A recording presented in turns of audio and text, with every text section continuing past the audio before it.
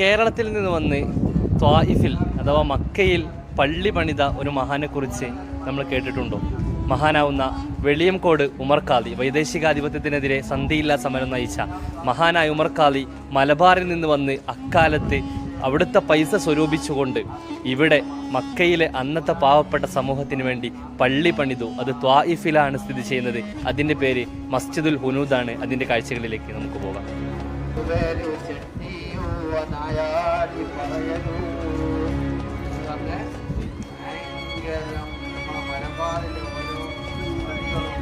അവിടുത്തെ ഭാഷകളും ഓർമ്മിക്കുന്ന നിമിഷക്കവിയായിരുന്നു മഹാനായ മഹാനുഭാവൻ സ്ഥാപിച്ച പള്ളിയുടെ